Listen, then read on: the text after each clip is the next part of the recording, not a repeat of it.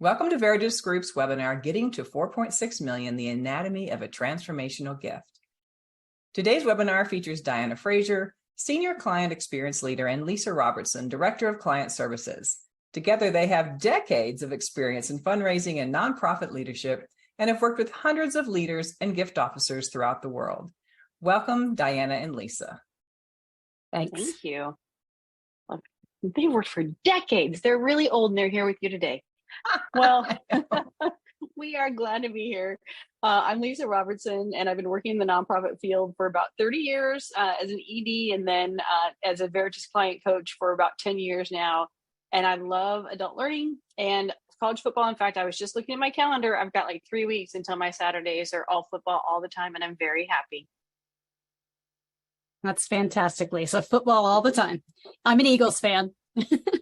I'm also with Veritus about 10 years, interestingly, and I was a frontline fundraiser for a lot of years in a variety of different kinds of organizations that you can see there on the list.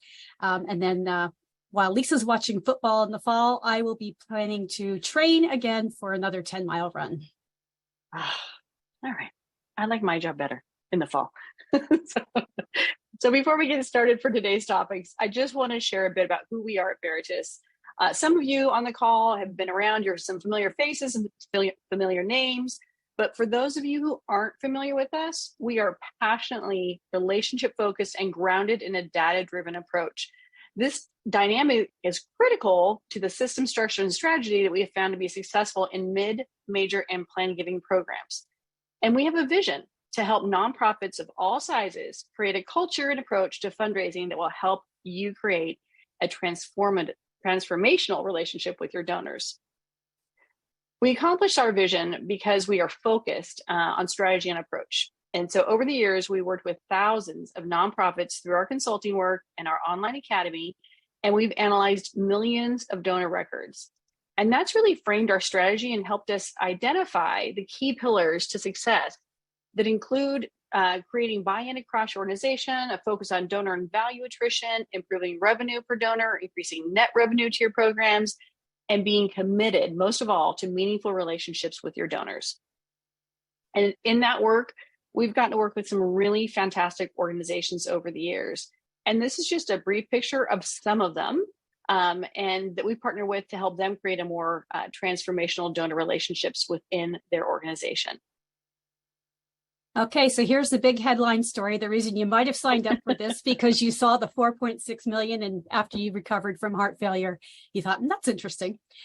This is one I'm happy to talk about because it's with a gift officer that I work with on an ongoing basis. So the organization received a $100,000 gift, a first-time gift in mid-2022. So about a year ago now. Initially, they only had the name and address of the donor, but through some research on LinkedIn and some other ways, they did find a phone number. And so the gift officer had done that first very personal handwritten note as best she could, not knowing much, right? But then she was able to make a call. And through that call, she was able to set a face-to-face meeting and then did fly down for this meeting without an agenda to see any other donors. This was that significant for the organization. $100,000 was a large gift for this group. In talking with donor over time, she learned that he had received the funds through a large inheritance. What is really cool about this to me personally is he decided to continue in his career and set the funds up in a family foundation to support causes he cares about that were near and dear to him and to his parents. He also said that he had made a number of $100,000 gifts at the same time that this organization received it, but only 2 organizations out of, I think it was about 10, had actually reached out in such a personal way. So that had his attention from the get-go. So keep that in mind as you're thinking about these kinds of donors. The fundraiser continued to learn more about the donor through check-ins, had sent information from time to time, was identifying what he really cared about, his passions. And then she began a pathway realizing there's significant potential here because he's also indicating he's interested. She connected him with the executive director and one of their program staff to share more about their work. So they're going deeper here and really learning a lot more. As the relationship continued, the fundraiser was able to use permission-based asking to identify and engage a donor very specifically about 2 opportunities to support that work that fit with his particular interests. And she keyed in on one was a particular project of a focus of their work, and the other was he happened to mention how much he appreciates collaborative work. That word collaborative really struck a chord because there was something this organization was doing that was collaborative in nature, and they were looking to launch a really big project along those lines. So as a result of that conversation, he agreed to receive 2 proposals to consider, and he made it clear they should be in the $1 million+ range. So they went back, they did their homework, they created 2 different proposals. They were both, I think they were 2.25 million each, actually. They sent the proposals in. And then after a period of time that he had time to read it and she checked in to make sure he had gone through it, she brought in the executive director and the board chair to review the projects in greater detail with the donor. The result, a 4.5 million gift was committed for the projects. And here's the sweet part. he funded both proposals. He put an additional 100,000 just for operational needs because he said, I know that's part of what you need to do. This was all within about 9 months of the original gift being made. There's more to the story, and hopefully I'll remember to tell you more as we get further in this webinar, but it was a pretty incredible experience. And this was truly the largest gift this organization has ever received. And it made a big difference in an existing project and jump-starting a new project. I love that, Diana. A great organization too. So the question comes up then, what's keeping your organization from getting a $4.6 million gift? And you know what, there might be a number of reasons why your organization might be struggling to secure those kind of transformational gifts. And like I said at the beginning, we've analyzed thousands of donor files, millions of records, and there are some common trends that we see are causing clogs in the donor pipeline and making it really difficult to create those meaningful relationships with your donors. There are 2 critical things here we think about in the nonprofit sector. And one of them is donor attrition, which means we're losing donors. Like they go away, they go someplace else, right? And the other one is donor value attrition, which means maybe they're still giving, but giving less. And so we really look at those and see that as a huge problem. And this is what it might look like. So if you look, you'll see some folks where we might have lost line. Oh, sorry, I clicked on it, went away. Line number 3. That's donor attrition. That donor has probably gone away, right? Line number 6 and 7, same thing. We call that donor attrition. Donor value attrition would be like line number 10, where someone's giving $10,000 and 42 and then 17, or line number 1, where they're giving 10,000, then 16, they're back down to 7. So that's the kind of thing that we look at and measure as we're looking at nonprofits. And this is what happens as EDs or directors. We might look at the bottom line and go, hey, we're doing pretty good. Like we raised 2.5 one year, 3.1 the next. We're up 21%. Well, what really happens is that we have that donor value attrition or that donor attrition in year 2. So if you look for the view on year 1 is like bottom line, I'm up. But view 2 shows you, yeah, because of those people who gave $2.5 million in year 1, the next year they only gave 1.3. And we didn't see it because we brought in all these new donors who gave 1.7 million. So we actually sort of lost 49% from that large group, whether that was donor or value attrition. Half of that money went away and we covered it up with new money. So it's a really big issue. We see this all the time. And the question comes, well, how do we lose our donors? Well, this is a little picture we came up with where starting when the mustard color there is, we're really good usually at nonprofits and through our direct mail of saying, hey, here's a problem. Can you help us? And then the donors say to us, you know what, you made me aware. I want to make a difference. I believe you. And so I'm going to make a gift. And what happens is a lot of times we go into the red. We don't tell them how they made a difference and they go someplace else. Diana, I always swear that you're $100,000 donors because we have seen organizations where they get those gifts and they're like, no, we didn't find out for 6 months. No one's thanked them yet. We go, our heart kind of stops, right? It doesn't have to be $100,000. Anybody who gives, they want to know they've made a difference. And so what happens is when you go back and don't just say, hey, thank you, we're fabulous. You go back and say, hey, thank you. Because of that gift, we've been able to do X, Y, Z. The donor gets excited and they're like, oh my gosh, I want to help again. And so then when we make them aware of a project again or an emphasis, they're like, absolutely, I know that I make a difference. And so we want to stick to the goldenrod and blue there and not the red. I like the color coding there. I do too, except for, those are, UCLA colors, but go ahead. Yeah, okay. And these are fundamentals we're talking about, but I want to make sure you understand you don't get to transformational gifts without these fundamental principles. So if you're an experienced fundraiser, this is a good thing to go back over. So let's talk about what your caseload looks like. Well, when we come in and we're looking at a caseload, the first thing we usually see is that there are many donors who are on the list who actually don't want a relationship with the organization. They're not interested in a deeper connection. They're not interested in going deeper with the mission. They're happy with what they're doing, but they're on a caseload and you're supposed to do something with them. Sometimes these are donors who met major gift criteria, meant they hit a dollar amount, a range, or whatever you're looking for, but they were never qualified, which we talk about in terms of as a process of engaging the donor to see if they want a personal relationship. And sometimes these people are really just wealthy prospects who never gave to the organization, but someone, sometime, somewhere thought they should be on a major gift caseload, and there they sit. So the other major issue we see often is that fundraisers have no clear plan or goal, so they're unfocused and tend to respond reactively to what the donor's doing rather than proactively with a strategy for that donor in mind.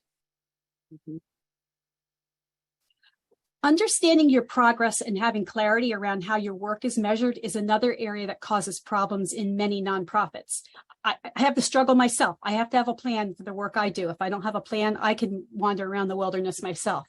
If you can't easily identify where your caseload stands, or you're being evaluated based on metrics, leaders, listen, that don't align with your responsibilities, it can be difficult to stay on track.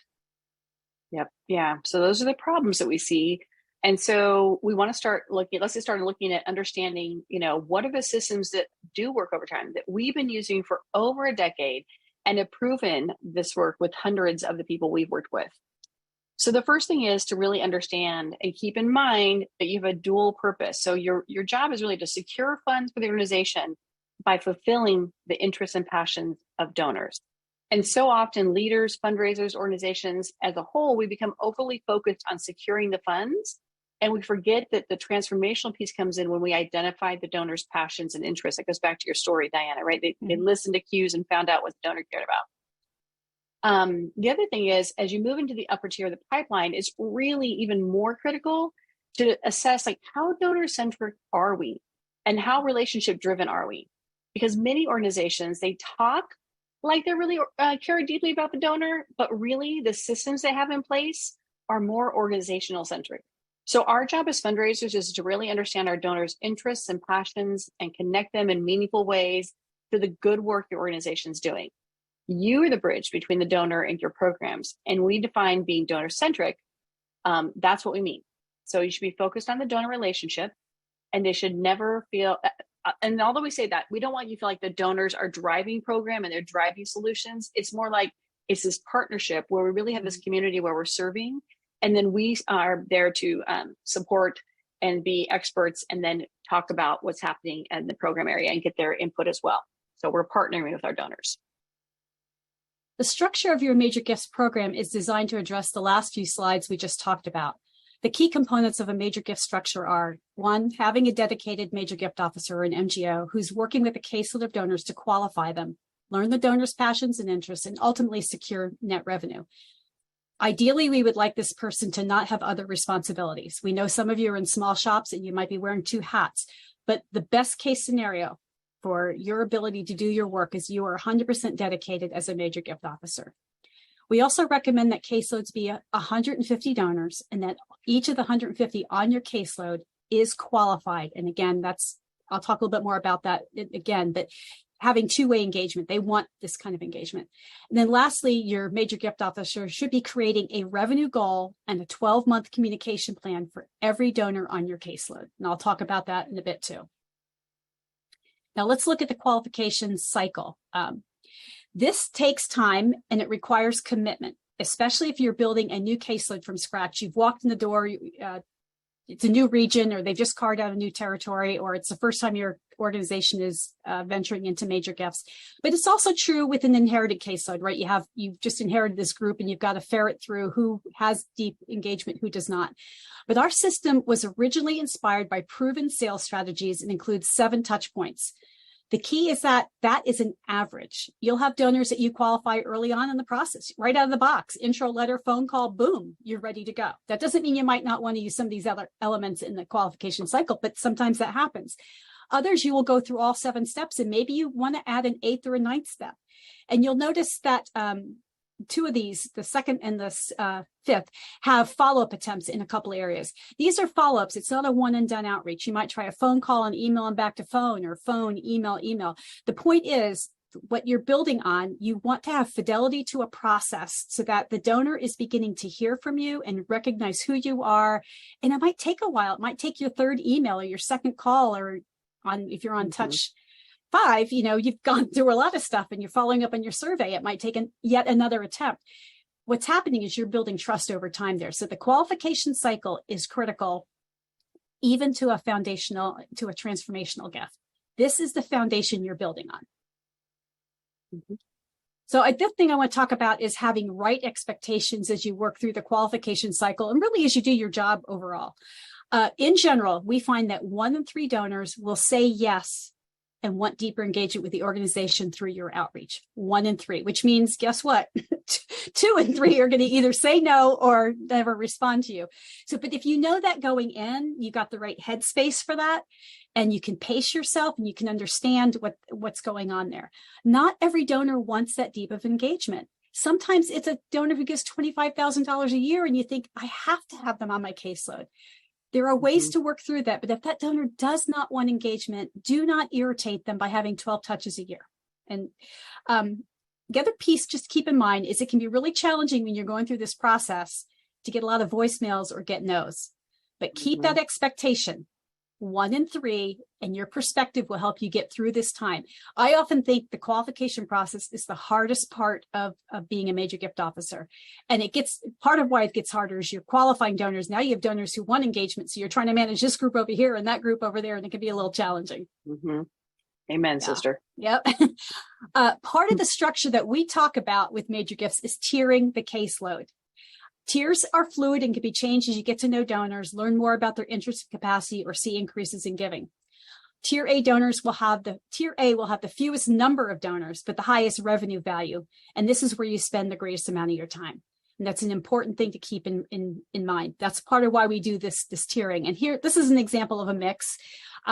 Your count per tier won't be even, Steven, like this, 10, 40, 100. You might have 12, or you might have 38, or you might have 125, whatever it is. The point being, we're trying to make this easy to grasp. But what matters here is the tier A is a smaller group, and you'll have more personal and strategic moves in comparison to tier C. And that's what those arrows are. When you go back and look at this later, you can spend time on this. As you fully read this slide, you'll understand what we're talking about. But tier A is where you put most of your time. It's also critical that you set a revenue goal for every donor in your caseload. And I know that makes some people gasp. You've never done that before. It's not as hard as you think, but you want to think through each donor and set a revenue goal for that donor. How do you do this? You take into consideration the past giving, any other information you may know about that donor's giving trends. As you can see in this example, there's a donor whose business is hurting, so their goal is lower this year than last year. And there's a note about a special 1-year gift from another donor. So it's so that there's clear documentation about why that goal is lower. You just need to be able to understand it and explain it. We highly recommend creating a budget goal, sort of a management goal, if you will, which is what you'll submit to finance or to leadership in terms of what they are expecting or counting on for you to raise. Then we highly counsel that you set an aspirational goal, where you're dreaming a little bit bigger for the donor. And that's what you're going to ask the donor to consider.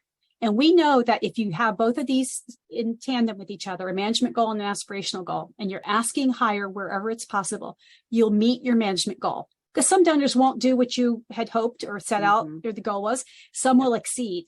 If you don't have aspirational goals, it's very hard to exceed. Yep. Great point. Yeah. So the other part is the creating a plan. And I know can be very overwhelming because we do talk about a 12-month communication plan for each and every donor on your caseload.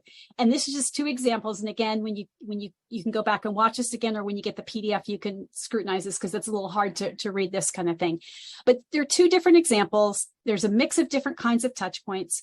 You'll see in bright, dark red when the fundraiser expects to ask that donor for a gift. And while this can be feel overwhelming for 150, it's simpler than you think. When you start with the ask, you add in impact reporting, you back up and you add cultivation steps leading to the ask, include some personal connections where you can, you'll be well on your way to completing the plan. Mm-hmm. In major gifts, you're adding, I can't even say that. You're adding purposeful touch points, or I like to talk about meaningful connections a lot. And that's easier for me to say, so I'll go with that. There you go. We don't recommend that you remove a donor from your direct response program unless they specifically ask to be removed. Remember, that's part of their communication history with you. If you yank them out, they're missing something that they used to get. So don't presume that. Leave them in there. And you can see in these lists of touch points, you'll be reporting back regularly to the donor on their gifts, sharing information about the organization.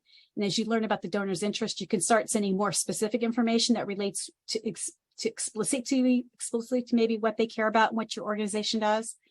There are many touch point types and methods for delivering them. You can use phone, text, visits, putting something in the mail. Remember that? Zoom meetings, plus other digital ways to connect, like videos or LinkedIn. And this all depends upon your donor's preferences that you learn over time. And as you gain some skill, if some of this is new to you. Each of these touch point types can be a way to deepen the donor relationship. Get it? That's the point.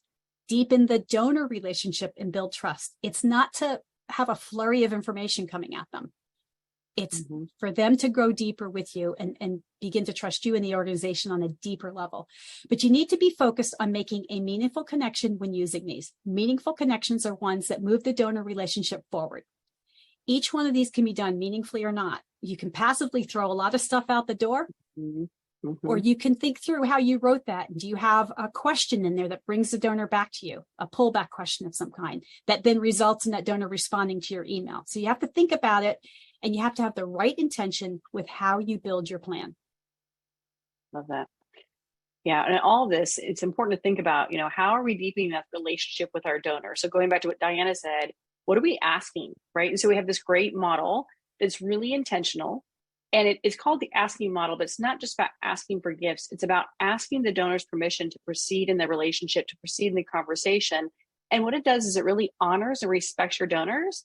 And then it allows you to stay aligned with them, right? It reminds you to return to celebration in every conversation. So we love this. And you might have heard some of this as Diana was talking about the donor at the top of the hour, which is that fundraiser ask for permission to ask for more, not more money, but more about the relationship. Can I ask more about your interests and passions? And then we really listened and then honored that donor and all that. So we use this all the time for intro calls, for everything, and we love it. Yeah. And Lisa, just to jump in real quick, that's why the donor was ready to receive the proposal. Yeah. It didn't come in as a surprise. Yeah. Yeah. It wasn't a pitch. It was a conversation. Yeah. Love it. And so to bring this all back together, let's talk through some of the objectives of your major gift fundraising program. So we're talking about what system and a structure, and then how to do major gifts and why. And your objectives really are to learn the passions and interests of your donors, to increase the net revenue. And then we do that to create, and in that process, we're then creating plans for the transformational giving. And ultimately what we're doing is developing those meaningful connections and the relationships that Diana talked about. And then they're all built on trust. And it's like the story that we told at the top of the hour. Like it's all built on this, right? So it all works really well. So now that you've seen this exciting structure, how do you actually execute this? And so you can secure these kind of transformational gifts for your organization. Well, we really start at the basics, which is we start with these business protocols. Going back to that $100,000 gift, how do we document those gifts? Where do they come in? Who's thanking them? What's the process? It sounds, like Diana said, it sounds basic, but we work with so many even large and wonderful organizations that are missing some of that structure. So we really like that structure, and there's a reason. It gives you the space to then creatively develop the relationships with those donors that then align with their passions and interests, because without it, it's just really hard to know how to prioritize your time and what's happening. And so we really focus on those business protocols to start with. And then that includes a process for staying consistent with software, making sure the organization preferences are set up ahead of time. But knowing all that can really help you with your program. I know it sounds pedantic, but it's really important. Mm-hmm. And then going back to, okay, if we're going to execute this program, make sure you're really clear on the metrics. And so we talked about these a little bit, like how big is your caseload? We recommend no more than 150. It might even be less, right? If the value is really there, you've got a lot of really high demand, high value donors. Maybe it's a little bit less, but there's a cap. So you're not like, I'm managing 800 people. You can't, it's impossible. And then you tier them because we are the people. We love people, but we can't give everyone the same amount of time. And so we've got to tier our donors and understand where are we investing our time. And then we're personalizing things. So we're not just our own, and we love direct mail, so I'm not saying this derogatorily. We're not our own mail houses, right? Get back to Diana's point. We're not just pushing stuff out the door to like check it off the list and say, I did what Veritus said, I sent a touch point. No, we're really personalizing it to the donor and then asking good questions. And then we're putting everything in the database. If nothing else, be nice to your future self and remember the conversations, because we all think we have great memories, but it sure does help if it's in the database to remind me of the last conversation, what I learned about them, et cetera. And then have a process for long-term tracking for yourself as well. There are some other things that we like to look at for metrics. And these are some of the things that, as we're looking at it, we really want to think about our current thinking around what is important and what should be measured. So there's the old or the current metrics that maybe are measured for a lot of nonprofits. What's important from us and what you can see in this chart is that we want to measure those meaningful connections over a variety of task-oriented metrics like the ones on the left. We really want to talk about, are we having these meaningful connections? Are we just calling donors to steward them? Are we actually asking donors? We can't control whether or not they give that money, but we're making the asks. We're working that plan, and then we're looking at how did the donor perform? So there's this distinction about how are we moving the relationship forward versus are we just checking off a box and saying we made a certain number of cold calls, et cetera. And then it's also worth mentioning that in evaluations and planning for how you execute your major gifts program, you need to take into consideration the life cycle of the program. So if you're starting brand new, it might not have the same amount of return. Now I'm getting the disease, Diana. Return on investment as later, right? So when you're starting, it should be maybe a 1 and 2. What that means is whatever is being paid for the MGO's salary and benefits, the caseload should at least double and if not triple that. But as a caseload matures and we get down the road, you're going to see a stronger ROI for your fundraising program. And there's nothing stronger except for planned giving. So major gifts is where the money's at. Okay. So we talked a lot about the system and structure, and we've told you several times that this is foundational to transformational gifts. This will help you create a plan for building authentic and meaningful relationships. Now, how do you find those donors who will truly give transformational gifts? Mm-hmm. When we're coaching fundraisers, there are a few misconceptions we often hear, and you may be thinking it yourself right now. These are stories that you get in your head that keep you from being bold and courageous and giving your donor the opportunity to do the same. Because take a step back and think about it. When you don't go forward with these ideas and dreams and hopes, you're actually preventing your donor from doing the same. And that should help check you when you're worried about things. You may be stuck in a mindset where you don't think you have donors who can make transformational gifts. Mm-hmm. You aren't creating annual strategic communications plans that would move a donor to more transformational giving over time. You're haphazard, or it's a scattershot, or you're just following some prescripted order of communication that doesn't relate to the donor. Maybe you're convinced that your donors won't respond to an iron asking. You've got that story in your head. You think you don't have anything to present to your donor, or you're stuck in the belief that your donor will just keep giving their annual gift amount no matter what you do. That's all common thought processes. When you start to consider transformational giving with your donors, you need to remember that securing a gift at that level requires a strong relationship with the donor. You're not going to be doing a transformational gift plan for a donor you don't know yet. You also need to have a two-way relationship. in this. You building the trust between the donor and the organizations. Donors are not going to make a significant gift to an organization they don't trust. And lastly, you need to make sure you're working closely with program and finance to ensure that the gift made by the donor will be used effectively to make an impact. Don't pursue a transformational gift. Do not. If you are unsure your organization can use that gift, because that is a disaster. It's disrespectful to the donor, and it breaks down all kinds of trust, and it spills out not just from this donor, and it will undermine your own confidence. So don't pursue a gift your organization can't use. You probably heard that enough. I won't say it again. But meeting these criteria takes time, and building strong relationships and trust takes time. Transformational gifts do not happen overnight. And while the example I gave you earlier today, when we started, was a relatively short timeline, I'll show you one in a bit that was with a long-term donor and took more time.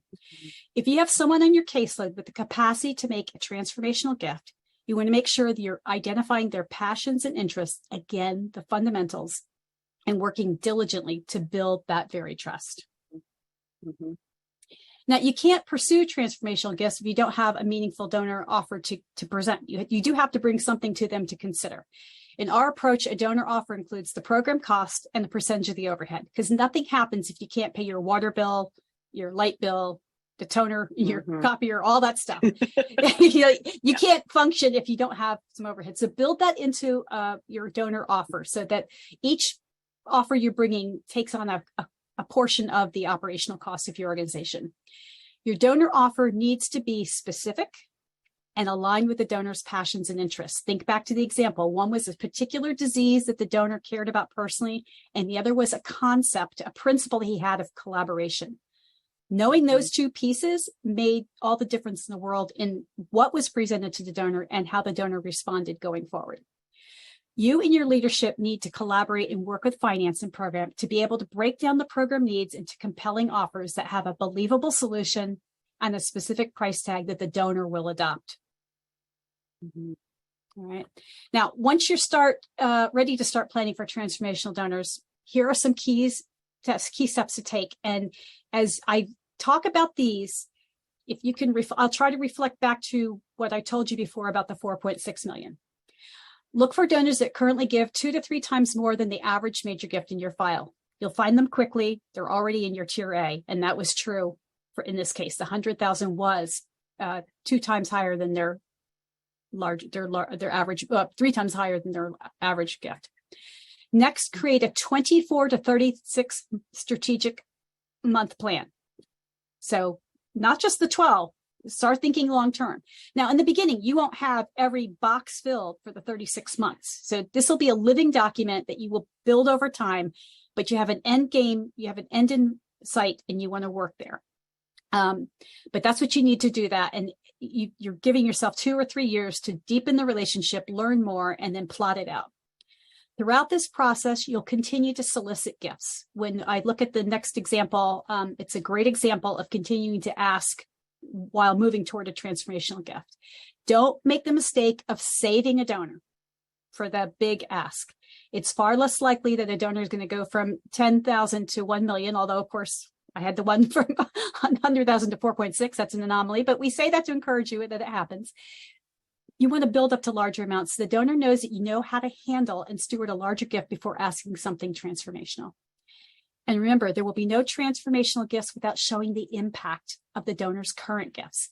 So you need to show them in the moment now what's going on and be good steward of what they've done. And maybe it's not just what they've done now. Maybe you need to reflect back on giving over time. So the donor understands that over time they've had an incredible impact, which will help build their confidence, encourage them to commit to a transformational gift. So get that right from the start about reporting back and showing impact. Engage the donor beyond giving money. That's all right. I sounded so definitive and I know, but done. I know, done. No, this was one that actually is really important. How can you make this donor feel like they have a seat at the table? Can you get their opinions, their feedback? Can they serve on a committee, on the board? Think through how the donor might want to get more involved. In the case that I said, the example I used before, the donor got to meet the executive director and a program person and a board member. I mean, that really engaged the donor and got them a seat at the table to really talk through things. Finally, be prepared with a transformational gift plan. How could this come about? What does this gift look like for them? How is it structured? Is it a multi-year, 1 year? Does it need to be blended with a planned giving? Is it part cash, part stock? Or are they using their IRA? Come prepared, but stay flexible so you can adjust to their needs. Now, here's the fun one. I love this one. This is a case that I worked with a gift officer on. I worked with the gift officer over the entirety of this particular plan. Now, the donor had been a long-term donor. This happened to be in a university setting. This is an alum who had graduated, I want to say in the 50s, maybe, had been giving all through the years. So this gift officer is new to this donor, meets him at an athletic event. And I'm not going to read everything to you, but when you see the red and you see the different kinds of asks here, what is clear is that the donor started with, if you read this in detail, had started giving a scholarship gift and had been doing that for American Indian students, Native American students. And then an opportunity came up in the athletic area, and he had been a student athlete. So he'd been moving toward this ask to fund a $300,000 field house renovation. And the donor does agree to that. And then there's a lot of touches going back and forth. There's some personal things about the donor meeting on campus, meeting off campus, all kinds of things like that. You're coming into year 2 where it's the middle section there, so it's January again. And during the course of that year, while the donor has begun to reveal to the gift officer, there actually is he has significant capacity to make a large gift, but he's not ready. So they begin talk about a new scholarship pledge, and that's $68,000 over 4 years. So you find that he agreed to do that.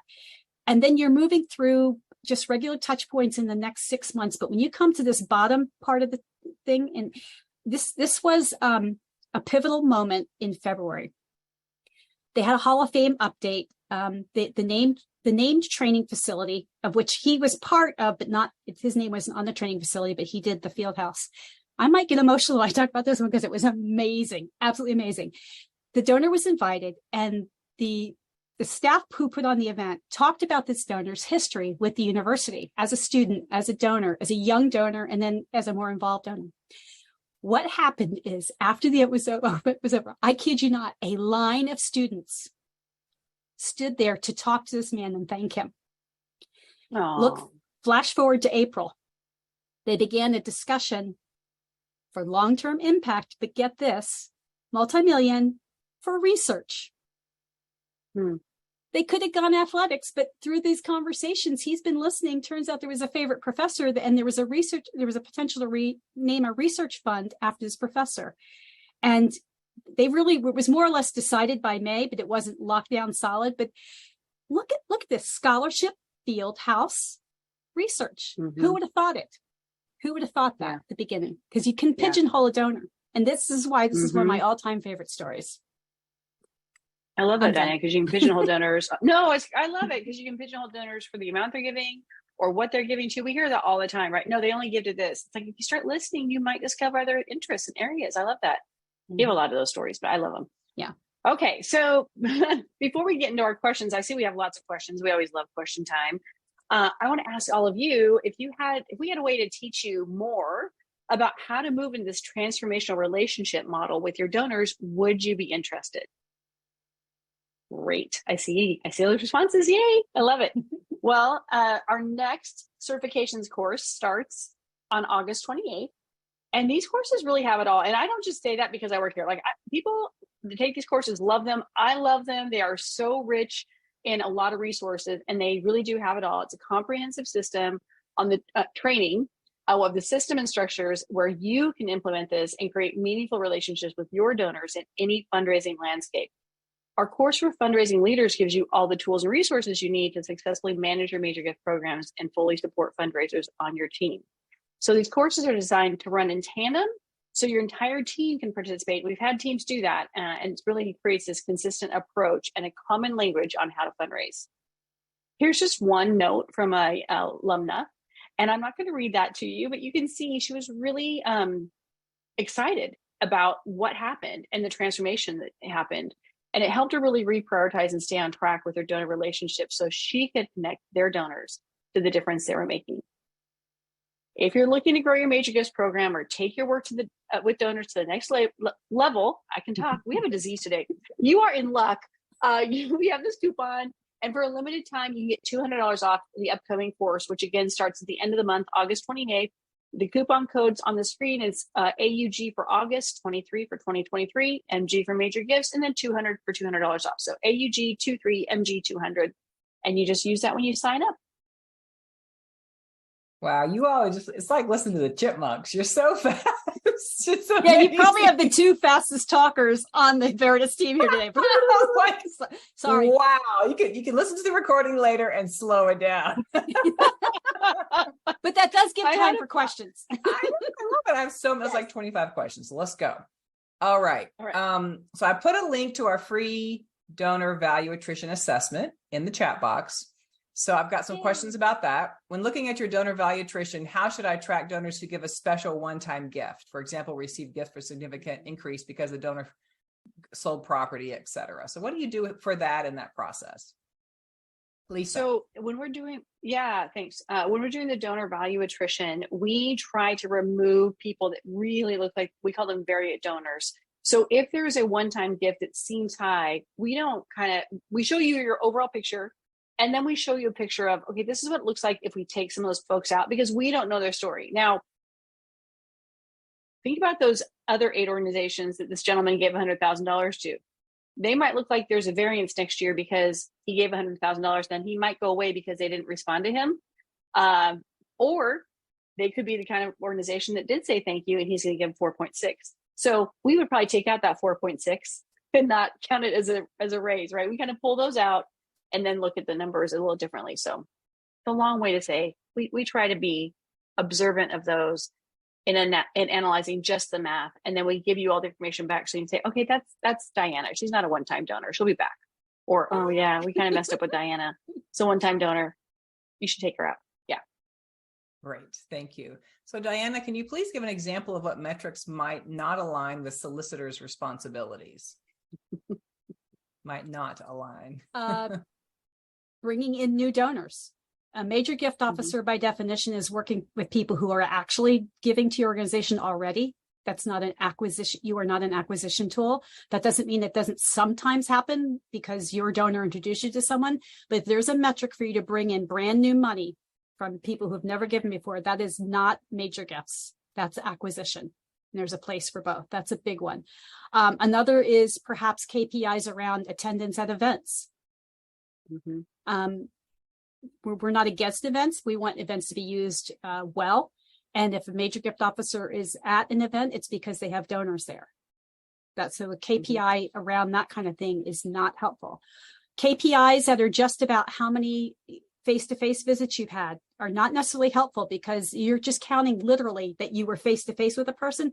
Well, you could go to a university cocktail party and see 50 people. That's not meaningful. Now, maybe 2 of them were. We had real conversations. So we like to focus on meaningful connections, and a meaningful connection can be face-to-face, phone, text, email exchange, maybe there's other ways too, but those are not helpful KPIs. And I have a lot of times in university setting, but not exclusively, is KPIs around wealth ratings, that you're able to convert a wealth rating donor to becoming a substantial donor. So maybe they give $50 a year, but they have the highest wealth rating possible. And there might be a KPI that you can hunt and gather, if you will, or and bring it in. But they're not really giving at the major gift level. So that's not helpful to you. Those things take a tremendous amount of time. And every hour you spend on that and not on the 150 qualified donors does not get you where you need to be. We promise you, if you focus on 150 qualified donors, you will raise more money from that group than from the 500 or 300 or 200 that used to be assigned to you. You will raise more money being focused than you were being scattered. Yep. Thank you, Diana. So Lisa, number of questions about the portfolio size. One person says, isn't 150 too much? Another person says, I manage 300. Later on, someone asked about, if I'm a one-person shop, how many can I manage? So talk a little bit about that. Sure. So it's so interesting because years ago, Richard and Jeff came up with 150 just based on practice, what they had seen in practice, what really worked well. And it was interesting because in the book, in Malcolm Gladwell's book, Blink, there's actually scientific studies that our brains can literally not handle more than 150 connections. So there's some science behind it. But it's really that's the max, right? And so we would decrease that. Like I have a fundraiser right now. She's into development and she's managing $1 million portfolio from 30 donors. That is all she can handle. That's all she should handle. So we might decrease it based on value. And then that goes to your question, Karen, about if you're a one-person shop, figure out about how much time you can spend on major gift donors, use that percentage and multiply it times 150, and then subtract a couple, because we always overestimate our own capacity to not get distracted. So we do think 150 is max. And I would say, I wouldn't have 300 in a major gift caseload necessarily. Yes, you can do it, but I don't know, to Diana's point, if it's as effective as if you really focused on that 150. Now you might have 300 that you're working through to get down to the 150. That's okay. Right. Going through the qualification process. Right. Yep. Absolutely. So Robin asked an interesting question. She's been in major gifts 25 years. She said, no one's ever given me a caseload of qualified donors. I'm assuming qualified means they want a relationship. So talk a little bit about how we get qualified donors. What are the different options? We'll go with you next, Diana. Well, what we're talking about is the process. Say you walk in the door and you're given 300 donors assigned to you. To get qualified donors is actually going through, we recommend following our process of the 7 steps to learn who wants two-way engagement. And if they want two-way engagement, they stay on your caseload. If they say no, or they ultimately don't respond, you remove them. That's what we mean by qualified. We're not talking about qualified in the sense of dollars. I'm assuming that if they made it to your caseload, they hit some kind of financial metric. Often it's 1,000 plus. Some organizations starts at 5, some at 10,000, whatever your floor of the dollar amount for major gifts, that should be met, or they shouldn't be even given to you for anything. But that's what we're talking about. You're right. You don't get handed qualified donors unless you inherit a caseload and somebody else has done the spade work, and you get to walk into those existing relationships. Mm-hmm. So Lisa, I think I cut you off. Back to when I'm the one-person shop. How many donors can I manage in major gifts, mid-level? It depends on how much time you can dedicate to that. You know, if you know that you only have 10 hours a week to work on major gift work with actual donor work, then I would say that's a quarter of your week, maybe a little less of your week. If you're probably working 50 hours or 60 if you're 1% shop. And so then I would say, okay, you know, what is that percentage, that 25% of 150, and that's the number of donors you can work. Fantastic. Mm-hmm. So many good questions. So there Diana, really good questions I have a question about the revenue goal for each donor in the caseload. Is it reasonable for them to make a major gift annually, or should some years have a different revenue goal? Talk about goal setting, Diana. That's a good question. So one, make sure you're clear what the definition of a major gift is for your organization, so you're starting from the right premise. Generally speaking, donors you're hoping over time that they're going to increase a gift. So say they've been a steady donor at $10,000 a year, and maybe they've done that 3 years. I would definitely, in that case, look to make a significant increase with that donor, because they've shown themselves to be loyal and able at that level. What if they gave $10,000 one year, they skipped a year, and now it's this year? You might put $10,000 in your goal because you want to get back to the $10,000. Really what you're doing is you're looking at the history. And if you see lots of ups and downs, you might be more conservative. If you're seeing an upward trajectory, you might be more optimistic. Or you know of a program or project that aligns with them that had not existed before, you might move them up even higher. So say someone's getting $25,000 a year and a new after school lunch program is starting in September, and you know that's something of interest to them, you might bring them $100,000 ask to consider, but you would have asked that, right? I hope that answers that question. Thank you, Diana. Lisa, what if donors don't respond but continue to give and have the capacity to give more after the 7 touches? Should we move them to another prospect? Talk a little bit about, like, who do we decide to put on?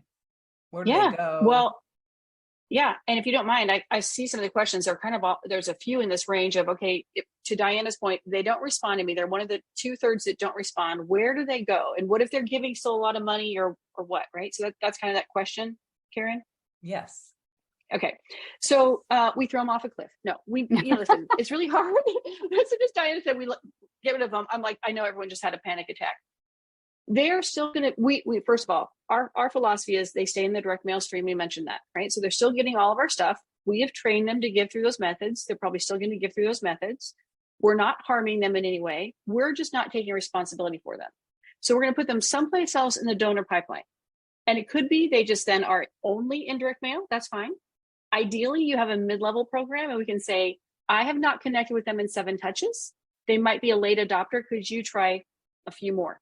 A lot more. We leave them there for at least a year, maybe 18 months. So that's what we do. Now, the higher level donors, it hurts a little more. And you might have those protocols that say, listen, we would never, ever, ever, not in a million years, give someone giving $25,000 to mid-level. So then what do? Well, then you've got some choices to make. I work with organizations, and Diane, I'd love to hear your thoughts, but sometimes if it's just a small number, I might leave them in the major gifts donors pool and say, let's try a few more attempts. Let's see how long, but they're not getting your full on attention. They're not tiered. They're not taking your time and energy, except for to say, I'm still going to try to connect them, ask different questions, try different tactics, etc. But there's some places where that's their protocol. And then those major gift officers have pools of 600 people continuously. That's where I'm like, I think they belong either you need to staff up if you can, or change your parameters and understand that mid-level might include some higher level donors than you think, because that's going to be the best ROI and the best use of your personnel if you kind of attended those things. Something to consider here is if you keep that as a secret, and I don't mean nefarious secret, but if you keep that to yourself, that this donor doesn't engage with me, but they give consistently 25,000 years, and you never discuss this with your manager, and so leadership has no sense of how many donors are in that category, you're preventing them from making a good decision about staff. Maybe they would hire a stewardship person who would do just that. That's what their job is, 3 touches a year. They're not expected to, the donor's been clear, they're not increasing their giving or they're not responding. So you're taking the ability for leadership to understand the value that's there and the risk by not dealing with the donor value that's there. So that's another thing. I've also, I've counseled some people, the donors made it clear that they don't want communication, but they give $500,000 or $100,000. I've allowed them to keep them on a caseload because their purpose is actually a defensive move to keep everybody else from screwing things up. But it should be an anomaly. And you really have to be very careful and be truthful with yourself. How many are on your caseload that there? Because if you're getting more than 3 or 4, again, you're not letting leadership solve maybe a significant problem staff-wise, because your job is to help donors increase their giving and deepen their relationship. So don't be afraid to talk about, I know that can be a fearful thing, like, oh, what if I have to tell them 20 of my donors don't want to engage with me? Am I valuable? Yeah, you are. Move those donors where they belong. You've got space for 20 donors who do want engagement. We got many questions, but 2 themes I'm seeing. There's some questions about the donor engagement plan, which would be great if Lisa, you talked a little bit about. I put a link in there about the white paper with that. Is it a spreadsheet? What is it? Why do we use that? And then we have some questions about how does mid-level, what's the system structure of mid-level? We could just touch on, Diane, in a minute. So Lisa, the donor engagement plan. Yes. Well, the donor engagement plan is right now an Excel spreadsheet, but the real point of that is really, it's a verb, right? Do you have a plan for your donors that you can see and have a holistic view of your caseload and where you're headed and kind of a pulse of where you're at year to date? And that is what that's what it provides. And it really is, and Karen help me put this in words too, it's really the left brain to your right brain creativeness. Like you have to have that plan because it frees you up and gives you time then to be creative. If you can plan ahead of time and know, okay, next month, I need these sort of supplies, or I need these kind of program things for people, or in the next 2 months, I've got this many asks coming up, or I'm planning to travel to this location. You're looking way far out. It just gives you that ability to then plan and create space and be creative. So that's really what it is a holistic view so that you can be organized and have fun. Jess says the donor engagement plan is like an Excel sheet on steroids. This is my 2nd full year using it for my donors. It is amazing. Yeah, well, Jess, a rock star. So yeah, good job, Jess. Thanks for speaking up. You did great. So, and then there was a question about, how do I do 12 months of planning when I'm getting to know donors? So how do you do 12 months or do you do quarterly? Like how far out do you do your planning?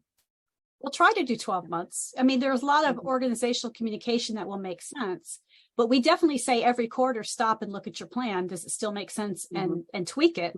And definitely at 6 months, do that again. You should, it's not, it's a guideline. It's to help you anticipate what you're going to do and to not forget things. It's not a handcuff that forces you to stay that way.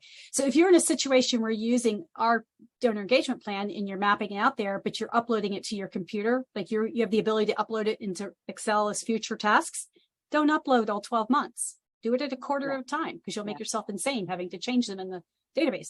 But whatever your method is, do as much as you can, because it's something you can change. But yes, I love the discipline of quarterly and at the halfway mark, taking a step back and seeing. That also helps you realize, oh, wait, this donor I thought would give in June, here it is December, he hasn't given, and helps you create a new plan for that donor. If you don't ever take a step back, it just is something in the past and you've forgotten about it. Yeah. We'll go back and I would say start with what you know. Yeah, go ahead. Just do a quick little rundown of how we have it, what our system and structure is for mid-level, and then how that feeds into major gifts, because we're all about having that healthy pipeline. Yep. Yeah. So in mid-level, we follow the similar process to the qualification process, but we use that as an introductory process to figure out, okay, who wants to have a two-way connection with me? What can we learn about them? Can I qualify them and hand them to major gifts? Can I have this two-way connection where now I can develop a deeper relationship with them and see if I can keep them, lift their giving, maybe move them to major gifts eventually, but similar structure. And we do have a plan still. And because the caseload is bigger, the caseload is usually 500 to 700. We average out about 6. And because it's so many people, our touch points might be more like 7 to 8 per year. And we're still being thoughtful. We're still reporting back on impact. We're still asking great questions. We're still personalizing. So there's a lot of similarities between mid-level and major gifts, but we have the bigger caseloads, structured communication plans, and the KPIs are really to keep the donors, lift the donors, and move the donors. But we love mid-level. And in mid-level, you keep the donors who say yes to engagement. You keep the ones who didn't respond to you, but are still giving. Yeah. And you release those who say, I do not want this kind of engagement. You don't want to irritate them. If they don't want it, they don't want it. And that's their right, right? To not have that. Yeah. Yep. All right. We have so many more questions, but I think we probably need to close it out. This has been so excellent. And thank you all for your great testimonials in the chat box of what you found helpful. Our goal from the beginning is to give everything away that we're figuring out and learning after working with hundreds and hundreds of fundraisers every day, partnering with them every day. And so it's all on our website. I've got the resources there. And we love sharing that with everyone. And then coming to courses is a way we can really help you wrangle all that and systematize it and apply it. So we'd love to see you in the class as well. So just to close us out, if each of you would share just one last tidbit of wisdom. You have so much, starting with you, Lisa. Oh, I was going to defer to Diana. Well, let's see, tidbit of wisdom. Yes, well, I taught a class on Tuesday, and I'll share it with you as well. This is the time of year to get ready for year end. It's coming. And so if you can hop into this class, it seems like a busy time, but to stay focused and to be prepared now and learn these things now as you're heading into year end and then into 2024, I think is invaluable. So do what you can now to be prepared. Yeah. Remember, this is a long sum game. Major gifts is not something that happens overnight. Pace yourself, do as much planning as you can, and be flexible, because stuff changes all the time. It does. But if you don't have a plan, you're kind of thrashing around. But if you have a plan, you can move forward. Thank you, Diana. Yeah, when I was a fundraiser at the university, I always felt like I had all these balls. I was trying to keep rolling up a hill, and they're all rolling past me. And it was time to ask a donor for a gift, and I hadn't really followed up properly, and it was just wrong. So all of this allows for that follow-up and that beautiful relationship of trust to be built. Well, you all rocked it today. Thank you so much. Thank you, everyone, for joining us. And we look forward to seeing you next time.